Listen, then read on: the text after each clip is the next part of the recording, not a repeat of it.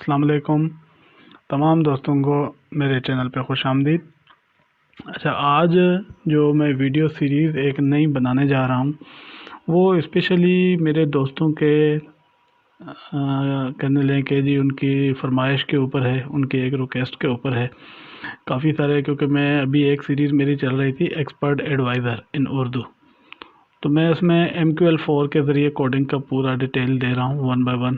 8 series मेरी उसकी आ चुकी हैं। तो इसी दौरान काफ़ी दोस्तों ने जो है मुझे कुछ चीज़ें लिख के भेजी हैं कि जी आप इनके ऊपर भी हमें जो है वीडियो बना के दें। तो वो है टाइप्स ऑफ इंडिकेटर और इंडिकेटर का इस्तेमाल। हम इंडिकेटर का इस्तेमाल करके अपनी ट्रेडिंग को कैसे बेहतर कर सकते हैं, इंडिकेटर कितने किस्म के होते हैं, किस जगह पे कौन सा इंडिकेटर बेस्ट रहेगा। तो मैं जो है ना एक सीरीज़ बना रहा हूँ। मैंने बोला कि अब क्योंकि ये एक लेक्चर में तो कंप्लीट हो नहीं सकता, तो मैंने इसको पूरा डिटेल के साथ समझाने का सोचा है। तो आज जो है उसकी पहली वीडियो है। तो इंशाल्लाह मुझे उम्मीद है जिस तरीके से आप लोगों ने मुझे पहले वाले सीरीज़ में भी रेस्पॉन्स दिया है, इसमें भी आपका सीरीज़ में भी रेस्पॉन्स वैसा ही रहना चाहिए, बल्कि उससे भी बेहतर होना चाहिए। तो सबसे पहले तो जिन लोगों ने चैनल सब्सक्राइब नहीं किया हुआ वो सब्सक्राइब कर लें, लाइक का बटन भी मौजूद है और कमेंट। ये दो ऐसी चीज़ें हैं जिनसे हमें आपका जो रेस्पॉन्स है उसके बारे में पता चलता है कि आप कितना शौक़ से हमारी वीडियो देख रहे हैं, उसको समझ रहे हैं, उसमें आपका कितना इंटरेस्ट है। तो आते हैं जनाब अपने इंडिकेटर्स की तरफ। अच्छा, सबसे पहले तो MT4 के अंदर जो है हमने ये जो चार्ट होता है, इस चार्ट के अंदर एक तरीका होता है कि कैंडल्स के थ्रू हम इस चार्ट को देखते हैं। कैंडल के अलावा हमारे पास लाइन चार्ट मौजूद होता है।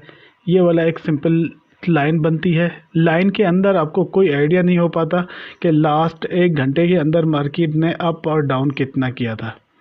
मीन कि किसी किस्म का आपको जो है टाइम फ्रेम के हवाले से कोई आइडिया नहीं होता। सिर्फ इतना पता चलता है कि मार्केट यहाँ से लेके यहाँ तक आई, फिर यहाँ से आके ऊपर गई, फिर इस तरीके से नीचे आई। एक लाइन आपको कुछ ना कुछ आइडिया देती जाती है। लेकिन क्योंकि ट्रेडिंग में 99% लोग जो है वो इस कैंडल वाले स्टाइल को यूज़ करते हैं, क्योंकि कैंडल्स में बहुत सारी चीज़ें जो हैं वो क्लियर होती हैं। थोड़ी सी एक वजाहत मैं अभी और भी कर दूं कि एक कैंडल जो है हमें एट ए टाइम पे 4 किस्म की इंफॉर्मेशन दे रहा होता है। 4 किस्म की इंफॉर्मेशन में एक क्लोजिंग होता है, एक ओपन होता है, हाई और लो। ये तो खैर आगे आगे चल के अगर हमने कोई कैंडल पे वीडियो बनाई तो उसमें बड़े डिटेल से मैं इन चीज़ों को क्लियर करूँगा। हम यहाँ पे इस विंडो के अंदर, इस चार्ट के अंदर कोई ऐसा टूल जिसको हम सिंपली कह सकते हैं कि ग्राफिकल टूल, ऐसा टूल इस पे इस्तेमाल करें कि वो हमें मार्केट के बारे में कोई ना कोई आइडिया दे कि मार्केट का ये मूवमेंट जो है वो किस डायरेक्शन में जा रही है और आगे किस डायरेक्शन में जाने लगी है, कितनी मार्केट में इस वक्त जान है, कितना मूव कर सकती है। अगर इस तरीके की ये चीज़ें हमें मालूम हो जाएं तो हमारी ट्रेडिंग काफ़ी हद तक बेहतर हो सकती है। क्योंकि इस तरीके का खाली चार्ट और बहुत सारी चीज़ें जब इंडिकेटर लगा के हम देखेंगे तो उनसे बहुत सारी चीज़ें क्लियर होती हैं। तो सबसे पहले मैं आ जाता हूँ कि इंडिकेटर हैं कौन से। तो जो पहला इंडिकेटर का किस्म है वो है लैगिंग इंडिकेटर। लैगिंग इंडिकेटर का जो है बड़ा सिंपली अगर मैं आपको कहूँ कि मुझे मार्केट के बारे में कोई इन्फॉर्मेशन दें तो आप मुझे यही कहेंगे कि जी करंट इस वक्त जो है मार्केट, सपोज करें कि USD JPY जो है इस वक्त 109.33 पे मार्केट मौजूद है। क्या जो करंट प्राइस आपने मुझे बताई ये पूरी इन्फॉर्मेशन देने के लिए काफ़ी है? यकीनन नहीं। क्यों? कि मैं तो यही जानना चाह रहा हूँ कि मार्केट किस लेवल पे ओपन हुई थी, किस लेवल पे क्लोज हुई थी और कहाँ तक गई। अब इसके लिए जो है और एक दिन की इन्फॉर्मेशन लेने से भी हो सकता है कि मेरी पूरी इन्फॉर्मेशन जो है मुझे ना मिल सके। तो मैं यही चाहूँगा कि मुझे more than 1 days, more than जो है डेज या more than couple of hours के कोई एवरेज मिले, ऐसा पॉइंट मिले कि मुझे जो 8 दिन की एवरेज प्राइस मिल जाए कि जी आज 8 दिन में up down up down up down होने के बाद मार्केट जो एवरेज है वो यहाँ पे पहुँची। तो उसके लिए बड़ा एक सिंपल सा टूल जो है हम यूज़ करते हैं। मिसाल के तौर पे पिछले 8 या 10 कैंडल्स का हम एवरेज निकाल लेते हैं कि जी इनकी हाई प्राइस क्या थी, लो प्राइस क्या थी, इन सब को जो है डिवाइड करके इनकी एवरेज निकाल लेते हैं कि जी मार्केट की एवरेज प्राइस ये है। या हम अपने कारोबारी हजरात से देखते हैं कि वो मंथली एवरेज निकालते हैं, फिर सालाना एवरेज निकाली जाती है। मंथली एवरेज जो है वो ज़्यादा कॉमन होती है कि जी पूरे महीने में हमारी जो है ना टर्नओवर ये रहा, प्रॉफिट का रेशो ये रहा, अगर अल्लाह ना करे कि लॉस का रेशो ये रहा, हमारी सेल का रेशो ये रहा। ये चीज़ें कैसे निकलती हैं, बड़ा सिंपल सा आपको मैं बता दूं, तरीका ये होता है कि आप पिछले डेटा के ऊपर डिपेंड करते हैं, जो गुज़र चुका है उसके डेटा के ऊपर डिपेंड करते हैं। कि आपको पता है कि जी पिछला पूरा महीना मार्केट हाई में जा रही थी, तो आपकी एक अनुमान यही होता है कि आगे भी मार्केट हाई में जा सकती है। तो इस किस्म के इंडिकेटर जो कि पिछले डेटा के ऊपर डिपेंड कर रहे हों, उनको हम लैगिंग इंडिकेटर कहते हैं। मीन कि आपकी पिछली डेटा को किसी भी तरीके से वो प्रोसेस करके कोई आगे का रिज़ल्ट आपको शो कर रहे हो, तो that is the lagging indicator. Lagging indicator का एक बड़ा मिसाल जो है मैं आपको अगर दूं, तो हम आते हैं यहाँ पे मूविंग एवरेज, एक कॉमन जो है हमारा यूज़ होने वाला एक इंडिकेटर है और सामने आ ही गया है, तो मैं सोचता हूँ कि इसके बारे में आपको थोड़ी सी इन्फॉर्मेशन भी दे दूँ। अच्छा, मूविंग एवरेज का इंडिकेटर सिंपल ये करता है कि जी यहाँ पे इसके अंदर हम मेन ऊपर पे आएंगे तो हमारे पास पैरामीटर्स हैं। पैरामीटर्स का मतलब कि इसके अंदर जितनी भी सेटिंग्स हैं उनको आप अपनी मर्ज़ी से सेट कर सकते हैं। लेवल्स, अपनी मर्ज़ी से कोई भी लेवल स्क्रीन के ऊपर सेट कर सकते हैं। विजुलाइजेशन मीन कि आप किसको हर टाइम फ्रेम में यूज़ करना चाह रहे हैं, अगर आप मखसूस किसी टाइम फ्रेम में यूज़ करना चाहें तो उसको क्लिक कर लें, वो उसी टाइम में यूज़ होगा। लेकिन ये एक्चुअली हमारे लिए जो मेन होता है वो ये वाला पोर्शन होता है पैरामीटर का। तो पैरामीटर के अंदर हम आते हैं सबसे पहले तो पीरियड। यहाँ पे देखें, ये बाय डिफ़ॉल्ट अगर हम इसको रीसेट पे क्लिक करेंगे तो ये 14 का यहाँ पे फिगर आ जाएगा। 14 इज़ द डिफ़ॉल्ट फिगर, लेकिन अगर हम इसमें कोई बड़ी लेवल भी रखना चाहें तो रख सकते हैं। इस 14 का मकसद क्या है कि जिस टाइम पीरियड के अंदर, करंट टाइम पीरियड जो इस वक्त चार्ट के ऊपर मौजूद है, उसके 14 कैंडल पीछे चले जाओ।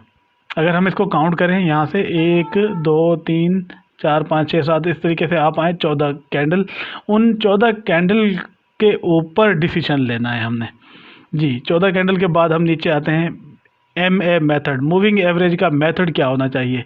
तो यहाँ पे आपको जो है 4 मेथड जो है कॉमन मिलते हैं। एक सिंपल है, सिंपल मूविंग मेथड है, दूसरे के बाद आएंगे तो एक्सपोनेंशियल है, स्मूथ है और लीनियर वेट है। तो ये बड़ा सिंपल सा, मैं इनका थोड़ा सा वजाहत में कर दूँ। सिंपल के अंदर कोई ख़ास फार्मूला यूज़ नहीं हुआ है, बड़ा सिंपल सी कैलकुलेशन है एवरेज की कि आपके 14 कैंडलों की क्लोज हाई जितनी भी हैं सारी चीज़ों का अगर एवरेज निकाल लिया जाए तो वो पॉइंट आपको मिलता है। एक्सपोनेंशियल मैथमेटिकल टर्म है कि सिंपल में आपको ज़रा लेट वो कैलकुलेशन मिलती है और एक्सपोनेंशियल के अंदर ज़रा फास्ट कैलकुलेशन मिलती है कि मार्केट किस डायरेक्शन को मूव कर रही है। Exponential is the very fast. Smooth, आप अगर जब वैल्यू इसकी निकलवाते हैं तो उसके अंदर बड़ा अचानक से मूवमेंट आ जाती है, जो कि कभी कभार लोगों को बड़ा दिक्कत देती है कि नहीं समझ में आया कि मूवमेंट हो कैसे रही है। लेकिन इसको जब हम आप स्मूथ पे क्लिक करेंगे तो ये हमेशा स्मूथली मूवमेंट करेगा, मतलब कि अगर मार्केट ने अप डाउन मारा है तो आपको स्मूथ शो होगा। लीनियर वेट भी इसी ही किस्म की एक जो है काइंड है, हम बाद में प्रैक्टिकल जब करते हैं तो इसको भी क्लियर करते हैं। ये तो कुछ सिंपल तरीके हो गए। अक्सर व बेशतर हम जो है इसमें 2 कॉमन मेथड हैं जिनको बहुत ज़्यादा यूज़ करते हैं। एक तो सिंपल को यूज़ करते हैं, दूसरा एक्सपोनेंशियल को जी। उसके बाद अप्लाई टू, जब ये आपका जो एवरेज है कैसे अप्लाई हो जी, इसके लिए भी बड़ी काफ़ी सारी चीज़ें मौजूद हैं। क्लोज के ऊपर हो, जब कैंडल आपका क्लोज होता है वो वाली वैल्यू उठाई जाएंगी। सिंपल मेथड के साथ 14 पिछले कैंडल को कैलकुलेट करके टोटल को डिवाइड किया जाएगा 14 के साथ, तो जो एवरेज पॉइंट मिलेगा उसको जो है कैलकुलेट कर लिया जाएगा, that is the moving average point. उसके बाद अगर ओपन पे आ जाते हैं तो ओपन वाले वैल्यू को काउंट किया जाएगा, हर कैंडल की ओपन वैल्यू। इसी तरीके से हाई, मीन के जो कैंडल का हाई वैल्यू होता है, हाई वैल्यू भी मेरे दोस्त सब जाते हैं कैंडल में 4 पोजीशनें मैंने जैसे बताई, हाई को कैलकुलेट करके किया जाता है, लो को कैलकुलेट करके किया जाएगा। उसके बाद है जी मीडियन। मीडियन का प्रॉब्लम ये है कि आप हाई और लो को ऐड कर लें, उसके बाद इन दोनों को डिवाइड कर लें, मीन के एक ही कैंडल का हाई और लो, फिर उसका जो एवरेज निकाल लें, उन सब के फिर 14 एवरेज इस किस्म के निकालें, उन 14 का फिर जो एवरेज निकले वो दैट इज़ द पॉइंट। सो कहने का मतलब टिपिकल प्राइस, टिपिकल में हाई, लो और किलोस तीनों को मिला के 3 से डिवाइड कर दिया जाता है। वेटेड किलोस, इसके अंदर हाई, लो और किलोस की वैल्यू 2 दफ़ा उठाई जाती है, उसके बाद इसको 4 से डिवाइड कर दिया जाता है। अगेन फिर इस किस्म के 14 वैल्यूज़ निकाली जाती हैं, उन सबको ऐड करके फिर 14 से डिवाइड करके आपका एवरेज निकाला जाता है। तो इसमें भी जो अक्सर व बेशतर मैंने इस्तेमाल करते हुए लोगों को देखा है, that is the kilos value बहुत ज़्यादा यूज़ होती है, वरना फिर हाई और लो के ऊपर काफ़ी सारे लोग यूज़ करते हैं। ओपन बहुत कम यूज़ होता है, बाकी मीडियन प्राइस वगैरह जो है इनका यूज़ ना होने के बराबर है, फिर भी हम यूज़ करके देखेंगे। अगेन नीचे आते हैं तो ये जो पॉइंट मिलता है हमें हर कैंडल के बाद, ज़ाहिर बात है हमें एक पॉइंट मिलेगा, उस पॉइंट के ऊपर एक डॉट का निशान लगता है और ये बहुत सारे डॉट जो है आपस में मिलके हमें एक लाइन शो करते हैं। तो वो जो लाइन होती है या ये जो उसका जो कलर है अपनी मर्ज़ी से रखा जा सकता है, कोई भी रख ले, मैंने इस वक्त फ़िलवक़्त जो है रेड रखा है। यहाँ से आप लाइन का स्टाइल अपनी मर्ज़ी से रख सकते हैं, पूरी की पूरी लाइन हो, इस तरीके से डैश बने हों, छोटे डैश हों, एक डैश फिर लाइन, इस तरीके से 2 डैश एक लाइन, अपनी मर्ज़ी से कोई भी रख सकते हैं। उसके बाद आते हैं यहाँ पे ये पॉइंट्स, लाइन की मोटाई अपनी मर्ज़ी से सिलेक्ट कर सकते हैं, जो भी रखना चाहें रख लें। उसके बाद नीचे रीसेट का बटन है, आप अपने हिसाब से कोई भी वैल्यू चेंज कर लें, उसको वापस फैक्ट्री सेटअप पे ले आना चाहें तो रीसेट के बटन के ऊपर क्लिक कर दें। और एक ऑप्शन है यहाँ पे शिफ्ट। शिफ्ट का ये होता है कि आपको जो वैल्यू आउटपुट जो होती है, वो जो लाइन बनती है, उसको कितने कैंडल आगे शिफ्ट करके बनाया जाए। मीन वैल्यू जिस जगह बनी हुई है आप उस लोकेशन से आगे थोड़ा शिफ्ट करके बनाना चाह रहे हैं, 1 कैंडल, 2 कैंडल, 3 कैंडल, जितना रखना चाहते हैं वो रखते हैं, लेकिन ये बहुत कम यूज़ होता है। हम नॉर्मली इसको अप्लाई करेंगे, अप्लाई करने पे आपने ये देखा है कि एक किस्म का लाइन बन गई है। अच्छा, ये लाइन आपने देखें यहाँ पे कुछ ना कुछ आपको हेल्प करेगी ट्रेडिंग के अंदर। मिसाल के तौर पे यहाँ से अगर हम देखें तो इस जगह से जो है ये कैंडल ऊपर बना है और मूविंग की एवरेज लाइन जो है वो नीचे है। जब भी मूविंग एवरेज लाइन नीचे हो और कैंडल ऊपर हो तो ये आपको एक अप डायरेक्शन की तरफ इशारा होता है। अगर हम इसकी वैल्यू 50 कर दें, मीन के 50 कैंडल जो है पिछले हम काउंट करना चाह रहे हैं, तो आपको एक बड़ा क्लियर सी चीज़ें सामने आ जाती हैं मार्केट की, कि मार्केट किस तरीके से मूव कर रही है और किस डायरेक्शन में जा रही है। ये एक तरीके से ट्रेंड को भी देखने के लिए यूज़ किया जाता है। मार्केट यहाँ से अप डायरेक्शन में मूव कर गई है क्योंकि इससे ऊपर बनता है कैंडल। अब यहाँ से अगर ये चले और ये ऊपर जा रहे हैं, यहाँ तक आप मार्केट को जो है कैप्चर कर सकते हैं। अगर नहीं भी किया तो मार्केट यहाँ से वापस आई, यहाँ पे आके फिर इनको दोबारा देखें क्रॉस करके नीचे आना शुरू हो गई। यहाँ से आप सेल में बैठ सकते हैं, यहाँ से सेल में बैठें, एक अच्छा खासा आपको सेल का भी मार्जिन मिल सकता है। इस तरीके से फिर मार्केट ने यहाँ पे आके इसको क्रॉस किया है, तो यहाँ से अगर हम बाय में बैठेंगे तो फिर भी बाय की कोई अच्छी खासी वैल्यू ले सकते हैं जी। तो हमारे पास सेकेंड किस्म के इंडिकेटर्स हैं, लीडिंग इंडिकेटर। लीडिंग इंडिकेटर के अंदर जो हम देखेंगे वो फ़र्क ये है कि एक तो हमने पहले क्लियर किया कि गुज़रे हुए कल को देख के हम कोई अंदाज़ा लगाएं, तो that is the lagging. Leading ऐसा होता है कि जैसे किसी की अचानक सेल बढ़ गई, मिसाल के तौर पे कोई दुकान है, दुकान के ऊपर एकदम से सेल बढ़ गया, मतलब लोगों को डिमांड बढ़ गई जिसकी वजह से लोगों ने परचेजिंग एकदम से कर ली। मिसाल के तौर पे ईद का मौका आ गया, कपड़े वाली दुकान पे भी ज़्यादा परचेजिंग हो रही है, आमतौर पे जैसे किराना के दुकान पे भी ज़्यादा परचेजिंग हो रही है, दिवाली का मौका हो, क्रिसमस का टाइम हो, या मीन इस किस्म की जो चीज़ें हैं उनके हिसाब से हर चीज़ की एकदम से डिमांड बढ़ जाती है। तो वो जो एक मखसूस कंडीशन के अंदर एक चीज़ की वैल्यू बढ़ जाना, ये पहले से हर बात है, हर किसी को आइडिया होता है कि इस पे ये इस तरीके से होगा।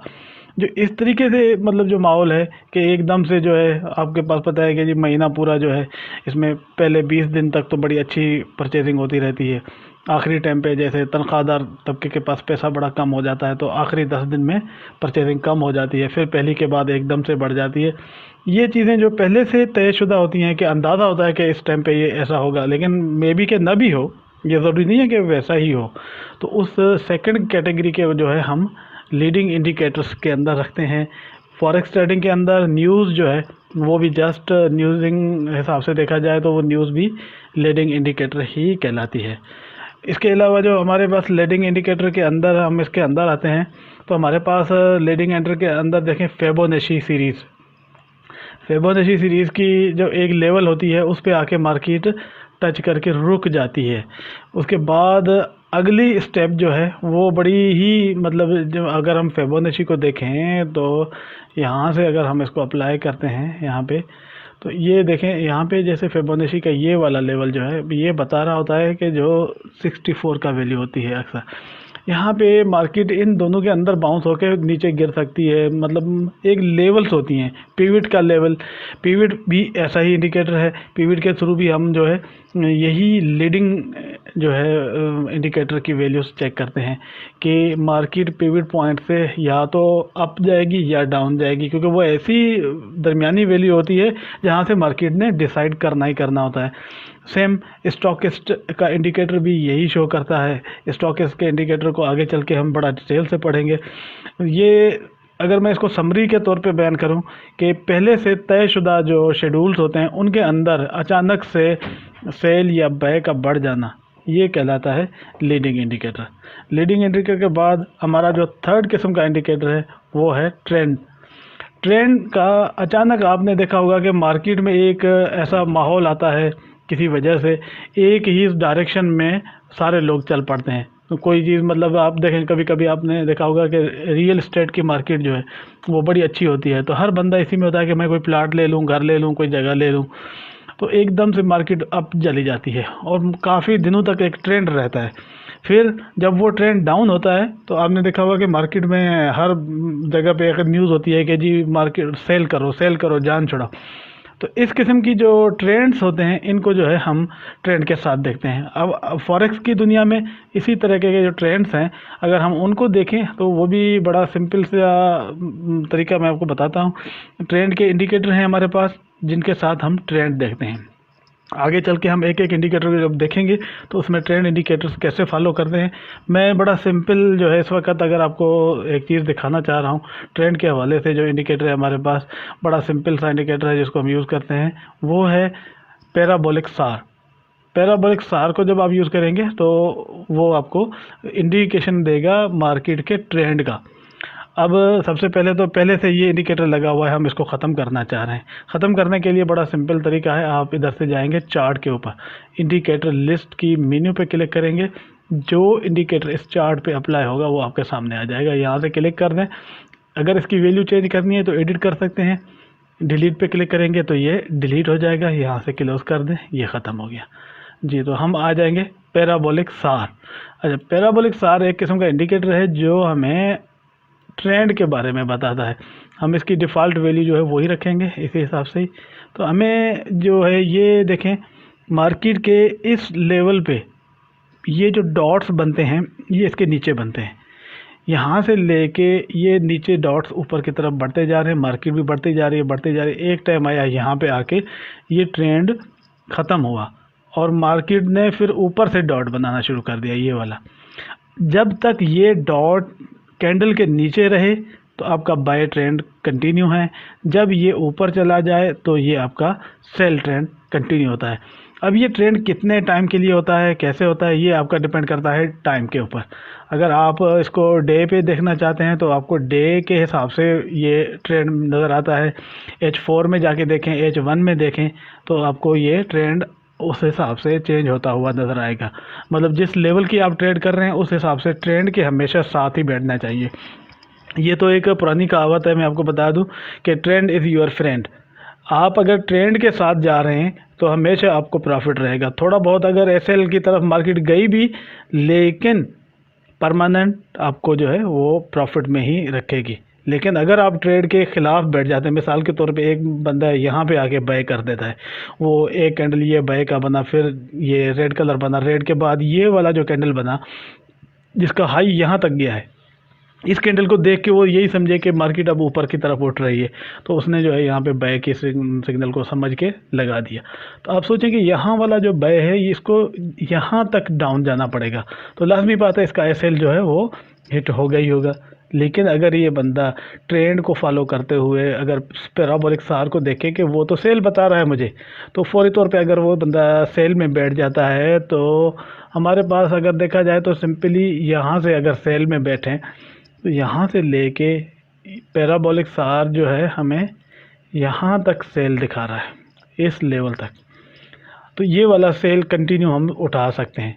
इस तरीके से ज़ाहिर बात है कि किसी भी ट्रेंड को चेक करने के लिए सिर्फ एक इंडिकेटर नहीं है, बहुत सारे और इंडिकेटर हैं। आप मूविंग एवरेज को भी यूज़ कर सकते हो। अगर मूविंग एवरेज की वैल्यू 200 बढ़ा दो, मतलब कि उसके पीरियड्स हैं उसके 200 कर देंगे, तो हमें बड़ा वाज़ेह ट्रेंड जो है नज़र आने लगता है कि वो इस वक्त किस तरफ पे जा रहा है। ट्रेंड के हवाले से जो इंडिकेटर हैं उनके अंदर हमारे पास ये देखें, जो ट्रेंड इंडिकेटर्स हैं, मूविंग एवरेज ट्रेंड इंडिकेटर है, पैराबोलिक सार है, एवरेज डायरेक्शनल मूवमेंट इंडेक्स है। ये तो ऐसे इंडिकेटर हैं कि इनके ऊपर पूरी एक वीडियो बनेगी।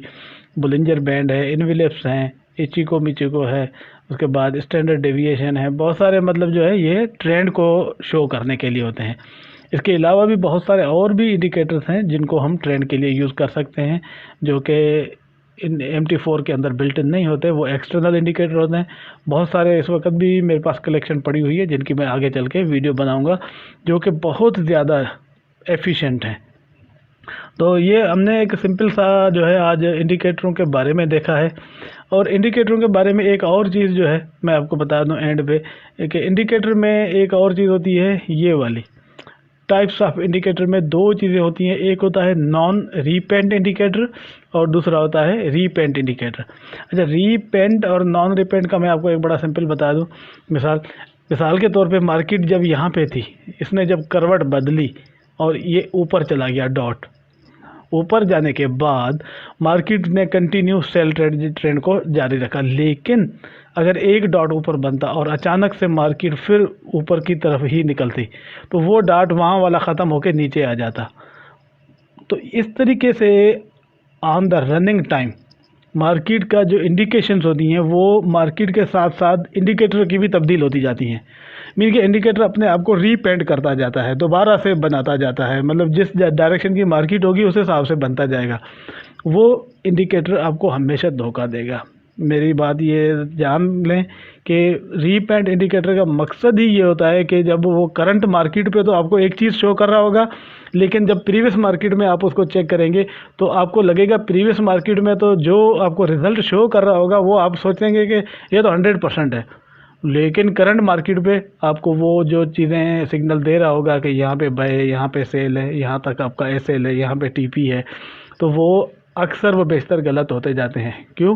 क्योंकि जब मार्केट थोड़ी आगे जाती है वो अपने आप को रीपेंट कर लेता है।